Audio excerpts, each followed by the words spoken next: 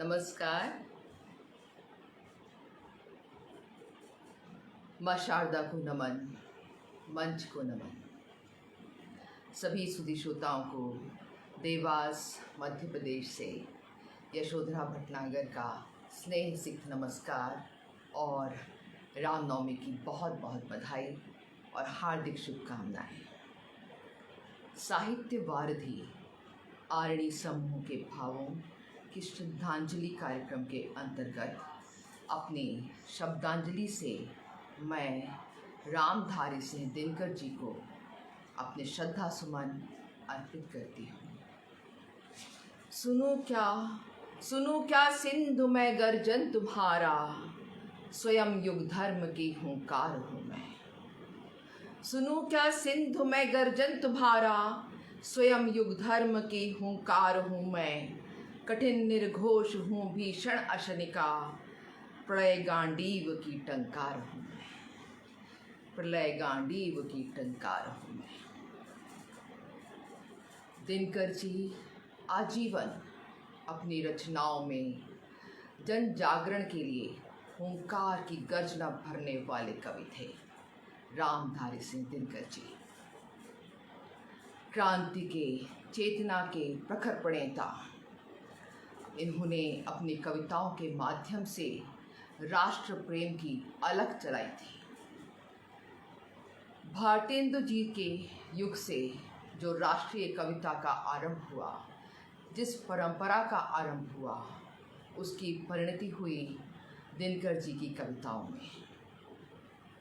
उनकी रचनाओं में अगर भूषण जैसा कोई वीर रस का कवि दृष्टिगोचर होता है तो मैथिली शरण गुप्त जी जैसा आम जन की पीड़ा और दुख पर रोने वाला, लिखने वाला एक कवि भी है। वे एक ऐसे महान कवि थे जिन्होंने अपनी कालजयी रचनाओं के माध्यम से देश निर्माण और स्वतंत्रता संग्राम के संघर्ष में स्वयं को पूरी तरह से समर्पित कर दिया था।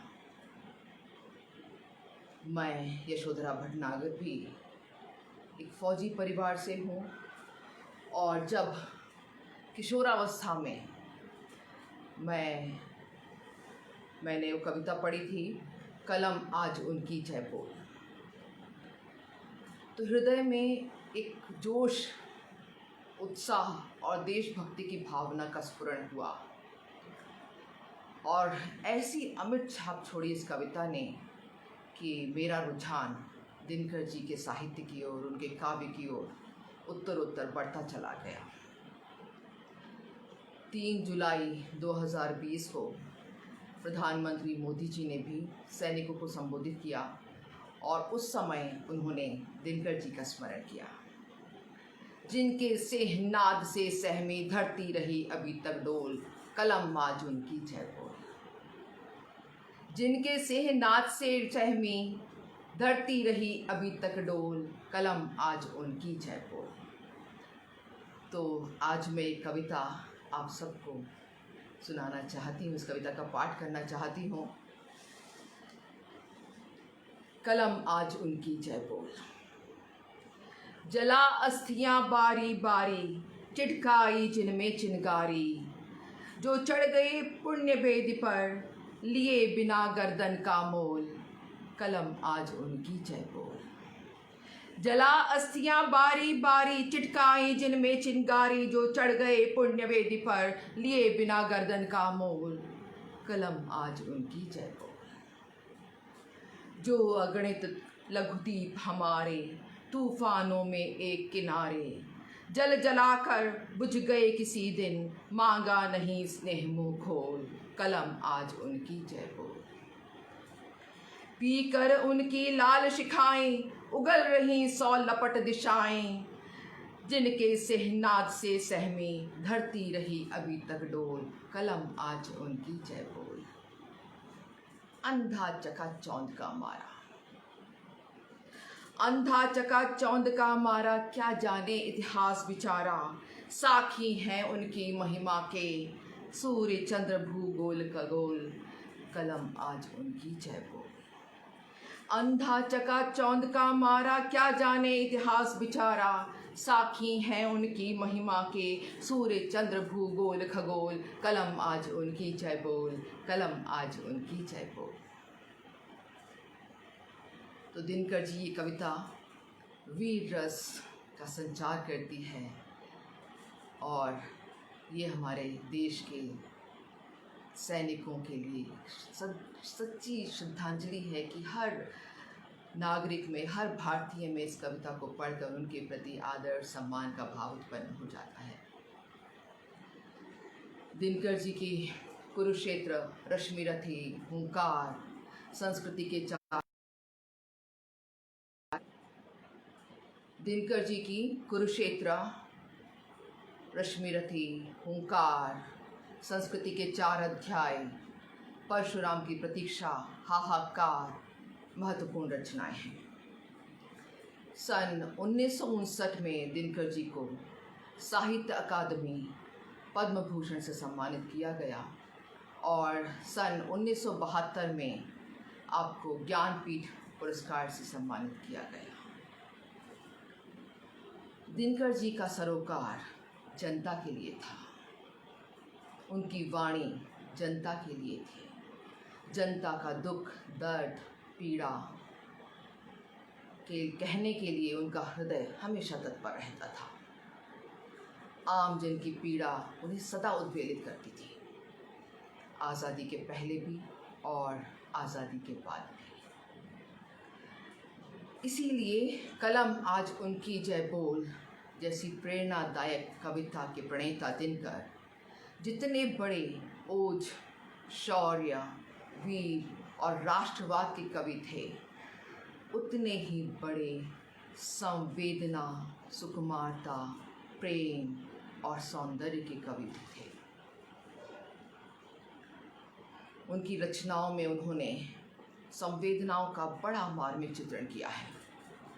प्रणभंग से लेकर हारे से हरे नाम तक में हम इसे आसानी से देख सकते हैं। दिनकर जी की राष्ट्रीय भावना उनकी लेखनी के साथ उत्तरोत्तर बलवती और उग्र होती चली गई। दिनकर ने युद्ध के अस्तित्व पर ही प्रश्न चिन्ह खड़ा करते हुए कुरुक्षेत्र जैसा ग्रंथ लिखा। उन्होंने द्वितीय विश्व युद्ध की विभीषिका को अपनी आंखों से देखा था। उनके सामने गांधी जी का सत्य, अहिंसा पर आधारित स्वाधीनता संग्राम था, स्वाधीनता आंदोलन था, जिसके कारण उनमें एक वैचारिक द्वंद्व की स्थिति उत्पन्न हुई और वे इस बात के लिए सोचते रहे कि अत्याचार और अन्याय का विरोध अहिंसा के जरिए करना उचित है या हिंसा मूलक युद्ध नीति से। संवेदनशील दिनकर जी 1947 में भारत के विभाजन और दर्द से करहा उठे। वहीं दूसरी ओर आज़ादी को नया सूर्योदय भी कहा और इसका पूरा श्रेय भारत की जनता को दिया। सिंहासन खाली करो, जनता आती है। वहीं समाज में व्याप्त विषमता और व्यवस्था के प्रति भी उनके तेवर बड़े तीखे थे।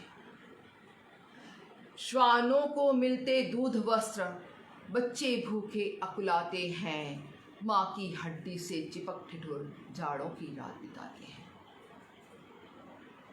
श्वानों को मिलते दूध वस्त्र, बच्चे भूखे अकुलाते हैं, माँ की छाती से चिपक ठिठुर जाड़ों की रात बिताते हैं।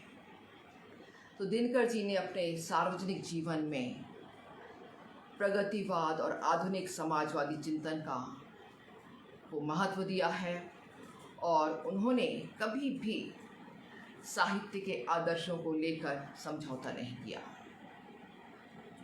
बड़ी निर्भीकता से, डंके की चोट पर उन्होंने अपनी बात कही और रूढ़ियों का पूरी तरह से विरोध किया है, पुरजोर विरोध किया है। अब मैं आपके साथ कुछ रचनाएं उनकी पढ़ना चाहती हूँ जो मेरे हृदय के बहुत समीप हैं और जो आज भी जिनकी प्रासंगिकता उतनी ही है जब उन्होंने लिखी होगी तब रही होंगी, और आज भी ये रचनाएं बहुत ही प्रासंगिक हैं। एक बहुत ही मेरे हृदय के जो समीप कविता है वह है शक्ति और क्षमा। क्षमा दया तप त्याग मनोबल सबका लिया सहारा, पर नर व्याघ्र सुयोधन तुमसे कहो कहाँ का भारा। क्षमा दया तप त्याग मनोबल सबका लिया सहारा, पर नर व्याघ्र सुयोधन तुमसे कहो कहाँ का बहारा। क्षमाशील हो रिपु सम्मुख तुम हुए विनत जितना ही, दुष्ट कौरवों ने तुमको कायर समझा उतना ही। क्षमाशील हो रिपु सम्मुख तुम हुए विनत जितना ही, दुष्ट कौरवों ने तुमको कायर समझा उतना ही। अत्याचार सहन करने का कुफल यही होता है, पौरुष का आतंक मनुज कोमल होकर होता है। क्षमा शोभती उस भुजंग को जिसके पास गरल हो, उसको क्या जो दंतहीन विषरहित विनत सरल हो। क्षमा शोभती उस भुजंग को जिसके पास गरल हो, उसको क्या जो दंतहीन विषरहित विनीत सरल हो। 3 दिवस तक पंथ मांगते रघुपति सिंधु किनारे, बैठे पढ़ते रहे छंद अनुनय के प्यारे प्यारे। उत्तर में जब एक नाद भी उठा नहीं सागर से, उठी अधीर धधक पौरुष की आग राम के शर से। उत्तर में जब एक नाद भी उठा नहीं सागर से, उठी अधीर धधक पौरुष की आग राम के शर से। सिंधु देह धर त्राही त्राही करता आ गिरा शरण में, चरण पूज दास्ता ग्रहण की बंधा मोड़ बंधन में। सिंधु देह धर त्राही त्राही करता आ गिरा शरण में, चरण पूज दास्ता ग्रहण की बंधा मोड़ बंधन में। सच पूछो तो शर में ही बसती है दीप्त विनय की, संधि वचन संपूज्य उसी का जिसमें शक्ति विजय की। सच पूछो तो शर में ही बसती है दीप्त विनय की, संधि वचन संपूज्य उसी का जिसमें शक्ति विजय की। सहनशीलता क्षमा दया को तभी पूजता जग है, बल का दर्प चमकता उसके पीछे जब जगमग है। सहनशीलता क्षमा दया को तभी पूजता जग है, बल का दर्प चमकता उसके पीछे जब जगमग है, बल का दर्प चमकता उसके पीछे जब जगमग है। तो दोस्तों, शक्ति और क्षमा, इसके बाद हम आगे बढ़ते हैं। कृष्ण की चेतावनी, बहुत प्यारी कविता है, बहुत पसंद है मुझे ये। और जब भी विद्यालय में काव्य पाठ प्रतियोगिता होती है तो मैं छात्रों को इसके लिए ज़रूर तैयार करती हूँ। अभी हाल ही में छात्रों का एक ऑनलाइन कंपटीशन हुआ था, प्रतियोगिता हुई थी काव्य पाठ की राष्ट्र स्तर पर, और उसमें मेरी एक छात्रा को प्रथम पुरस्कार प्राप्त हुआ था। यही कविता मैंने उनसे तैयार कराई थी और आज यही कविता आपके सम्मुख में प्रस्तुत करना चाहती हूँ।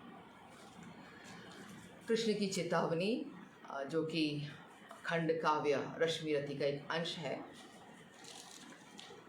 वर्षों तक वन में घूम घूम बाधा विघ्नों को चूम चूम सह धूप घाम पानी पत्थर पांडव आए कुछ और निखर। वर्षों तक वन में घूम घूम बाधा विघ्नों को चूम चूम सह धूप घाम पानी पत्थर पांडव आए कुछ और निखर। सौभाग्य न सब दिन सोता है, देखें आगे क्या होता है। सौभाग्य न सब दिन सोता है, देखें आगे क्या होता है। मैत्री की राह बताने को, सबको सुमार्ग पर लाने को, दुर्योधन को समझाने को, भीषण विध्वंस बचाने को भगवान हस्तिनापुर आए। मैत्री की राह बताने को, सबको सुमार्ग पर लाने को, दुर्योधन को समझाने को, भीषण विध्वंस बचाने को भगवान हस्तिनापुर आए। श्री कृष्ण स्वयं आए थे। पांडवों का संदेशा लाए। दो न्याय अगर तो आधा दो, पर उसमें भी यदि बाधा हो तो दे दो केवल 5 ग्राम, रखो अपनी धरती तमाम, हम वही खुशी से खाएंगे, परिजन पर हंसी न उठाएंगे। दो न्याय अगर तो आधा दो, पर इसमें भी यदि बाधा हो तो दे दो केवल 5 ग्राम, रखो अपनी धरती तमाम, हम वही खुशी से खाएंगे, परिजन पर हंसी न उठाएंगे। दुर्योधन वह भी दे न सका, दुर्योधन वह भी दे न सका, आशीष समाज की ले न सका, उल्टे हरि को बांधने चला, जो था साध्य साधने चला। जब नाश मनुज पर छाता है, पहले विवेक मर जाता है। दुर्योधन वह भी दे न सका, आशीष समाज की ले न सका, उल्टे हरि को बांधने चला, जो था साध्य साधने चला। जब नाश मनुज पर छाता है, पहले विवेक मर जाता है। हरि ने भीषण हुंकार किया, हरि ने भीषण हुंकार किया, अपना स्वरूप विस्तार किया, डगमग दिग्गज डोले, भगवान कुपित होकर बोले, जंजीर बड़ा अवसाद मुझे, हा हा दुर्योधन बांध मुझे। जंजीर बड़ा अवसाद मुझे, हा हा दुर्योधन बांध मुझे। हरि ने भीषण हुंकार किया, अपना स्वरूप विस्तार किया, डगमग दिग्गज डोले, भगवान कुपित होकर बोले, जंजीर बड़ा अवसाद मुझे, हा हा दुर्योधन बांध मुझे। हित वचन नहीं तूने माना, हित वचन नहीं तूने माना, मैत्री का मूल्य न पहचाना, तो ले मैं भी अब जाता हूं, अंतिम संकल्प सुनाता हूं, याचना नहीं, याचना नहीं, अब रण होगा, जीवन जय या कि मरण होगा। टकराएंगे नक्षत्र निकर बरसेगी भू पर वहनी प्रखर, टकराएंगे नक्षत्र निकर बरसेगी भू पर वहनी प्रखर, फण शेषनाग का डोलेगा, विकराल काल मुंह खोलेगा। दुर्योधन दुर्योधन रण ऐसा होगा, फिर कभी नहीं जैसा होगा। टकराएंगे नक्षत्र निकर टकराएंगे नक्षत्र निकर बरसेगी भू पर वहनी प्रखर, फण शेषनाग का डोलेगा, विकराल काल मुंह खोलेगा। दुर्योधन रण ऐसा होगा, फिर कभी नहीं जैसा होगा। भाई पर भाई टूटेंगे, विषबाण बूंद से छूटेंगे, वायश गाल सुख लूटेंगे, सौभाग्य मनुज के फूटेंगे। आखिर तू भूषाई होगा, आखिर तू भूषाई होगा, हिंसा का पर्दाई होगा। थी सभा सन सब लोग डरे, चुप थे या थे बेहोश पड़े, केवल 2 नर न गाते थे, धृतराष्ट्र विदुर सुख पाते थे। कर जोड़ खड़े प्रमुदित निर्भय, दोनों पुकारते थे जय जय, दोनों पुकारते थे जय जय, दोनों पुकारते थे जय जय। तो दोस्तों, रामधारी सिंह जी जो हैं वो आजीवन करोड़ों लोगों की आवाज़ बनकर देश में गूंजते रहे, और दिनकर जी के चले जाने के बाद वह कंठ मौन हो गया, जिसने अपने गर्व भरे स्वरों में उद्घोषित किया था, सुनो क्या सिंधु में गर्जन तुम्हारा, स्वयं युग धर्म की हुंकार हूँ मैं। वह कंठ हमेशा हमेशा के लिए मौन हो गया। ऐसे कवि को करबद्ध नमन करते हुए मैं अपनी श्रद्धांजलि, श्रद्धा सुमन अर्पित करती हूँ, और अंत में आपसे विदा लेती हूँ। और जो वर्तमान परिस्थितियाँ हैं बहुत ही भयावह हैं। आज मेरा भी चित्त थोड़ा स्थिर नहीं है। मेरे अपने विद्यालय के एक शिक्षक वे भी कोरोना की भेंट हो गए, और 2 प्रिय सखियाँ भी। तो आज चित्त थोड़ा अस्थिर है, परंतु आप लोगों से जुड़ना था ही, इसलिए आपके सम्मुख हूँ। तो आप सभी के कल्याण की कामना करती हूँ। ओम सर्वेषां स्वस्तिर्भवतु, सर्वेषां शांतिर्भवतु, सर्वेषां पूर्णं भवतु, सर्वेषां मंगलम भवतु। सब सौभाग्यशाली हों, सब शांति को प्राप्त करें, सब हर प्रकार से पूर्णता को प्राप्त करें, सबका कल्याण हो, सबका मंगल हो। और इसी कामना के साथ आपसे विदा लेती हूँ। आरणी साहित्य समूह और आदरणीय मीनू जी को बहुत बहुत धन्यवाद। और इसी प्रकार से हम साहित्यकारों से जुड़ते रहेंगे। हमारे जो दैदीप्यमान नक्षत्र हैं उस कार्यक्रम के माध्यम से हमारे मानस पटल पर आच्छादित होते रहेंगे। इसके लिए आरणी साहित्य समूह और अध्यक्षा मीनू जी को, डॉक्टर मीनू जी को बहुत बहुत धन्यवाद। आप सबको भी मेरा नमस्कार। बहुत बहुत धन्यवाद।